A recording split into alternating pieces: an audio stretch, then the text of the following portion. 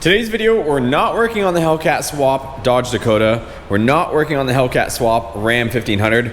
We are going to dig out the SST, you guys. So we have the second gen Dodge Ram 1500. I'm finally allowed to call it a Dodge Ram 1500. Since everybody gets mad at me for saying Dodge Ram 1500 when I refer to this newer Ram.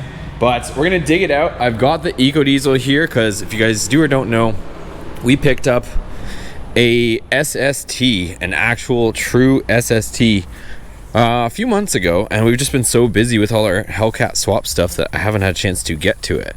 So this is a true SST, you guys. It only has like 21,000 original miles on it, and somebody just left it outside and didn't care about it. So this is it. If you guys have or haven't seen, I'll link above where we found it and the whole story on this thing, because it's actually pretty interesting story, and it was a fun adventure when me and Aaron went and picked this thing up. But I don't know if you guys can see there on the odometer, it's got 21,000 miles on it, and I checked with the DMV, ran a Carfax, and that is actually accurate. So this thing, I mean, the interior is shot, dashboard needs to be replaced, but yeah, I mean, it's just weird because even though like the seats and everything are, you know, cracked and whatnot, there's like no wear on anything. There's wear now, but not from like use. It's just wear from the sun essentially. So what we want to do today is I want to drag this forward. So we're going to use the Ram, pull it forward. The tires are flat on it, but I don't even know if it's worth putting on. I have another set of SST rims, but if it's going to be parked on the grass, I feel like it's just going to rot those tires as well. But the engine and transmission is under this tarp, and I want to separate the engine from the transmission in today's video and put this engine on stand so that we can, in a subsequent video, tear apart this engine and see what went wrong. So apparently something happened to this engine, and which is why it sat forever. I'm curious what that is. I have a hunch that it might be a 408 stroker, because whoever had this thing before, they had like every possible thing done to this truck that you could imagine. So it did have a supercharger at one point on it. You can see somebody put a fuel system on it, so it's got air motive fuel system. You can see the Mopar Performance coil pack on the back. It has a full Excel standalone computer system from some point. So lots of stuff going on with this thing. As you can see, it's going to be a clean slate. This thing, the body is in really good shape, so I want to pull it forward and also clean out some of this stuff. So it looks like some animals have been making little nests and stuff in here, so I want to kind of clear that out. Maybe pop the headlights out so that we don't get any rust from moisture or anything in there. But let's get to it, you guys. I got a strap hooked up, got the EcoDiesel up there, so let's tow her out.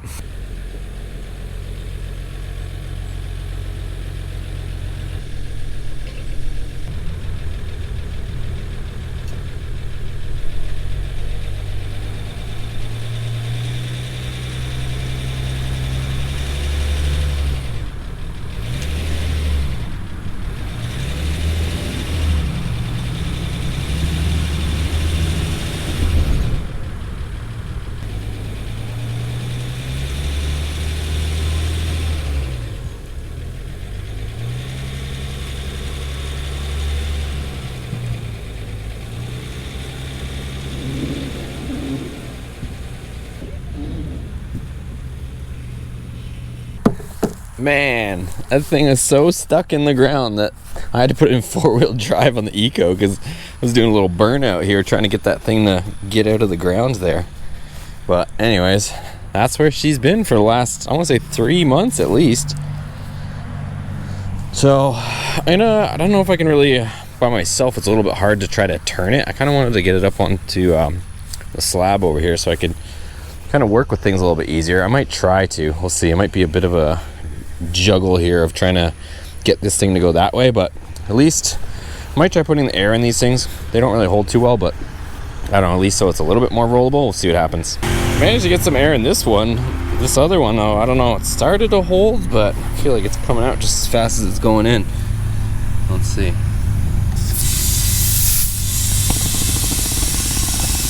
She's lifting, but man, look at the dry rot on these things.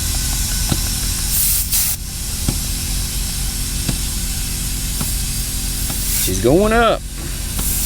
Well, it seems to be holding for now, so let me see if I can, because like I said, the engine's in the back, so I kind of want to see if I can pull it over that way so that I can get my engine hoist in here to be able to do anything and get this out. All right, so we dragged it to here. Now I've got the concrete pad to be able to get the engine out. But first off, I guess this radiator's up against here. Underneath this tarp, I gotta reorganize some stuff, so let me get that front bumper out of there. If you guys do or don't know, me and Aaron went to the junkyard and got this newer style 2nd gen front bumper, the sport bumper, the one piece. But not sure if I can use it, but I figured I would get it, at least we had it on deck, because that stuff's getting a little bit harder to find, at least in decent shape. But transmission is attached, so I'll get this crappy tarp off here. This transmission is apparently some sort of built transmission as well, but let me get some stuff organized first.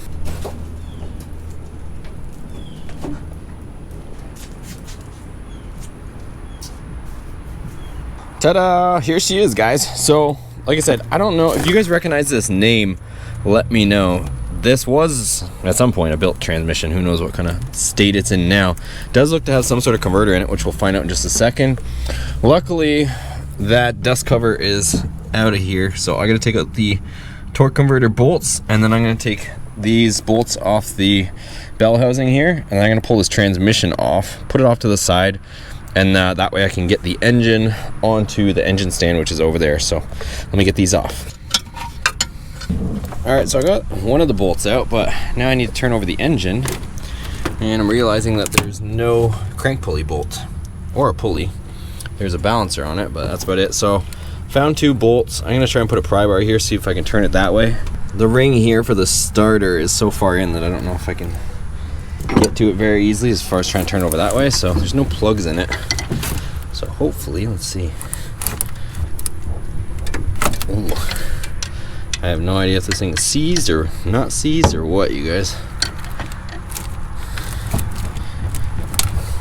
Oh, it doesn't look good. Oh, it actually does turn. Not much, but she's seen better days, that's for sure. I don't know, you guys. This is gonna be a bit of a chore. She's definitely seen better days, let me tell you that much. It's almost maybe worth putting a bit of WD-40 in the cylinders.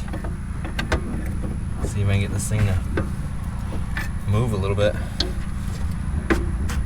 Getting a little more movement, but it probably hasn't moved in over 20 years. Alright, so this motor is definitely coming apart, but just got some cheap lubricant here. I'm gonna spray it into the cylinders, you guys, because like I said, the whole thing's coming apart, but I don't want to just uke the converter all over the place. If I leave the converter attached to the engine, then the thing is just gonna puke transmission fluid everywhere, which I don't really feel like doing. So I'm gonna give all 8 cylinders some lubricant, see what happens. Like I said, all this is coming apart anyway, so it doesn't really matter, but just might make our lives a little easier. So I'll do this side, and then we'll see what the results are. Alright, let's see if that does anything for us. I think it actually helped quite a bit. Oh yeah. That's all she needed, boys. Ooh, she's stiff, but she's moving a lot more, so let me see if I can get to one of the bolts now. Alright, I got 2 of the bolts out, and I'm still trying to work on the other 2, see if I can get more rotation out of it. Okay, so I got one more, just barely here. The engine keeps stopping right in this one spot, so based on this, it might not be pretty in here, boys, but I got one more of these bolts to try it. Well, this one and one more. The other one's up here on the top, and I don't know if I'll be able to rotate it to get to it. That's where we're at right now, but let me get this one out first. Ooh, I gave her one nice little push, and I got one more bolt on the bottom there, it looks like. So let me see if I can get that one out. Okay, we got 4 bolts out. Let's see. Let's see what happens here. Hey, okay, converter pushed off. So now, let's take out these bolts that are holding this thing on and hopefully slide this transmission off. I might have to get the hoist. We'll see. I don't know if this thing... Yeah, maybe I should get a hoist and put a strap around it. That's probably the better idea than trying to manhandle this thing and take the bolts out at the same time by myself. Okay, so we got our engine hoist here, and I'm gonna go ahead and zip out these bolts. Alright, she looks like she might be starting to come free.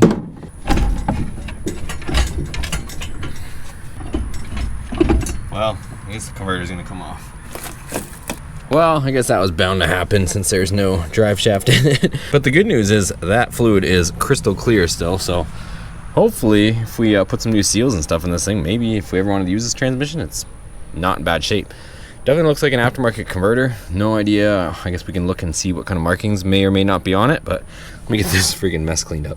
Actually cleaned up pretty good. If you guys do or don't know, what I kind of do is use my old microfibers. So that's the most saturated one I threw over there. I'll throw it out.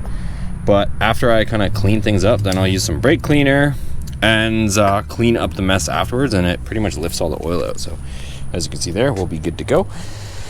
And yeah, now this is apart, and it's a matter of moving this transmission off to the side. I don't think I want to take the transmission out just yet, or out of the bed I should say, because why bother at this point? But I'll probably tarp it over in here, but let's get that engine out of there. Okay, so I just slid this off to the side. Now I'm gonna push this back. I'm just gonna slide it on the bed liner till it gets about to here. That way I have good reach with this. So wish me luck.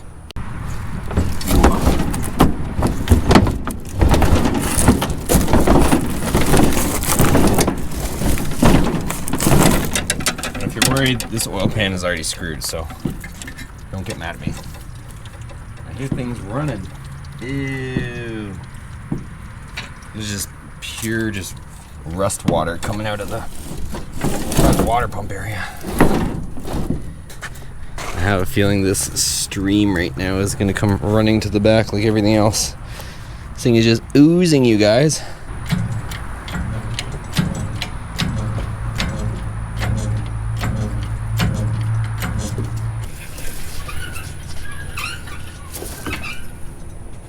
Okay, you guys, so for the first time in months, this engine is free. So I say months because this thing was on the ground in the barn that we purchased it from, but now she's separated from the transmission. I'm gonna go ahead and I'll put the torque converter back in here so it seals this back up. I just want to wipe the lip before I do that. Not too sure what the situation is, what we're gonna end up with, but that's why we're gonna disassemble this engine to some degree and see exactly what's going on inside it. I do know that it's got some aftermarket rockers in there. I don't know if you guys can see them. So it's got adjustable rockers. So somebody spent some money on this thing at some point, but there's some weird stuff going on too. Just a quick observation. So on the actual flex plate, like look at the augered out bolts that somebody kind of did a number on. So all the holes, they like, this one looks factory, but these ones are all augered out for whatever reason. So I don't know if that's because of the older transmission. I think that's a 727 and not like the 46RE. But anyways, let me get the engine stand. Let's throw it on there. So here's the engine stand. We last had the Hellcat motor on this, so bolt pattern should actually line up. Definitely the bell housing hasn't changed in a million years, so we'll see if we have to adjust them at all, but it should just go straight on there. Okay, so the bracket is on there. Pretty much just lined up. I did have to move this over just a hair, but could have just got bumped or whatever, taking it off the other one. So anyways, all good to go. Let's go ahead and throw it on the actual stand. Whoever designed these hoists did not design it very well to go on the stand.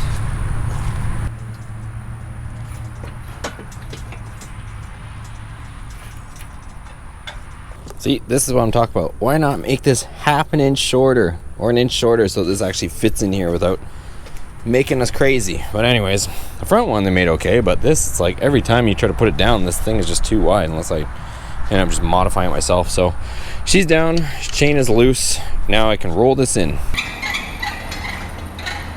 All right, so engine's on the stand. I'm gonna roll this in. This is gonna be a completely separate video of dissecting this thing. What I am gonna do though is I'm gonna use the Ram again. I'm gonna drag it back over to here.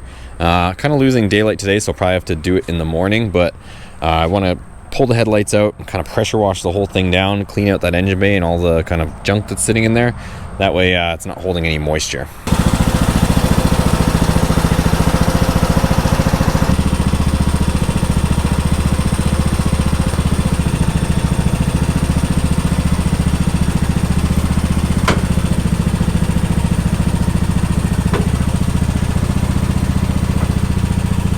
Okay, if you're wondering why I pulled it with the little John Deere it was because I was a little bit worried with it being a little bit downhill that maybe this thing would start to roll and I knew the little tractor would pull it no problem downhill, but I didn't want this thing to start rolling and then bounce off my eco diesel. So that's the reason for that. One last thing I did want to show you guys is, like I said, we've never actually seen a supercharger on this, but I did want to point out a couple things that I noticed.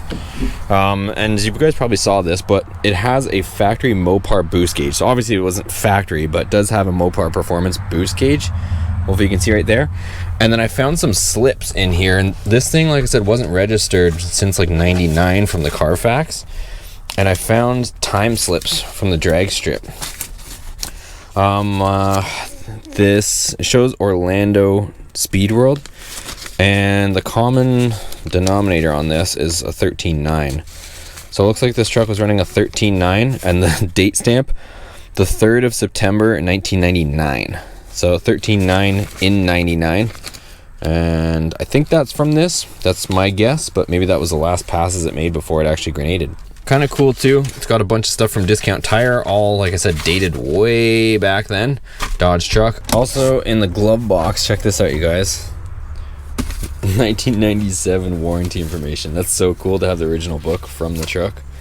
Also check this thing out. CalMap is a very powerful calibration tool used to tune the Excel, says somewhere on here, yeah, to change the calibration of the Excel electronic control unit, ECU. Use the CalMap by an instructed person.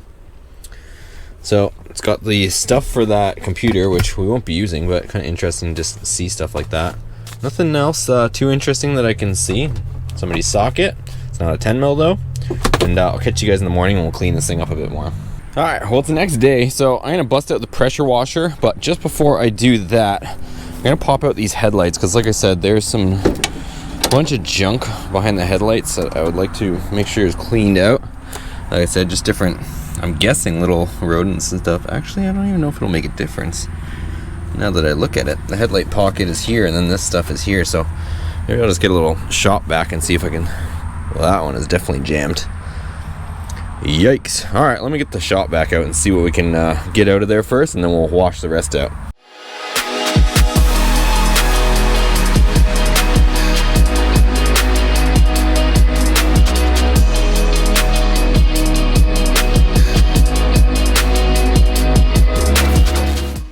All right, so I got a lot of that stuff vacuumed up out of there. I got pretty deep into the pockets there to get a lot of that junk out. But it's probably going to be like several stages of cleaning on this thing. I started to pop this headlight out, but like I said, I didn't Google it, but maybe you guys already know. But to get these headlights out, I just saw no way of getting this out without taking the front bumper off, so I didn't feel like doing it. But at least I got it out enough that I could kind of get some of the junk that was in behind there out. And it looks like the battery tray is going to have to come out, because there's a whole heap of junk underneath there as well. So have to take that out. So it's probably gonna be a few stages of cleaning, but let me yank the battery tray, maybe dislodge the fuse box, and then just give this thing a pressure wash.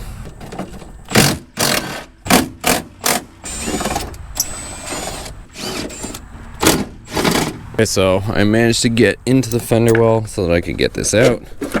Well, there we go. So now this thing, I guess I gotta disconnect the sensor, but I can lift out this battery tray.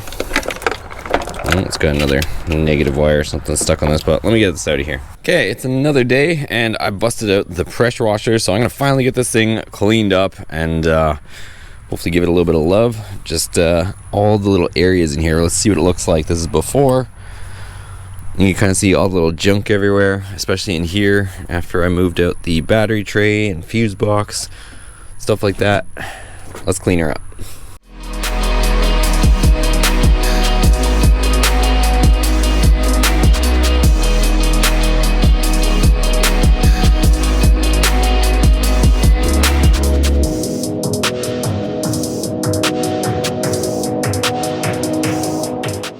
Okay guys, so she cleaned up pretty decent. I ended up cleaning out a bunch of the stuff. Even the fuse box was packed full of just critter junk, so I cleaned that out. It's not going to be running anytime soon, so it has plenty of time to dry. But overall, a lot of the junk. There's a little bit of like staining, so I'm sure like some, I don't even want to call it staining, but just dirt and stuff. So I'm sure with a scrub brush and stuff in there, it would clean up pretty decent. But at least for now, all the junk is out of there, which was my main concern, just so it's not holding moisture against the metal. I'm trying to figure out, you guys, like what we should do with this, and this is where you guys come in the comments. Do we try to restore this thing to its original glory, just being a 5.9, and since it's a 21,000 mile truck, or do we do what we were gonna do and go crazy with it? So comment down below what you guys want to see. I think I might, regardless, I might get the builds, like the mechanical side, underway before actually tackling the body side, just so that nothing gets bumped around and stuff. So whether it's a Magnum, whether it's a HEMI, I personally am leaning more towards putting the 5.7 HEMI in it that we have over there on the stand. I'll show you guys that in a second, but comment down below what you guys would want to see on this truck. So here we go, guys. This is the 5.7 HEMI that we took out of this truck. So I was thinking of putting this in that SST. It's ready to go. It's a turnkey engine. It only has like 50K on it, so it'll be a good solution for that. Or here is the junky Magnum. So either way, we'll be tearing this down to see what exactly went wrong with this engine and how messed up it may or may not be. So look for that in a subsequent video, but comment down below. Should we Gen 3 HEMI swap it, or you guys want to see more Magnum stuff? If you guys don't know, I have a ton of Magnum content on this channel. We've done heads cam, just cam, Mopar M1 intake.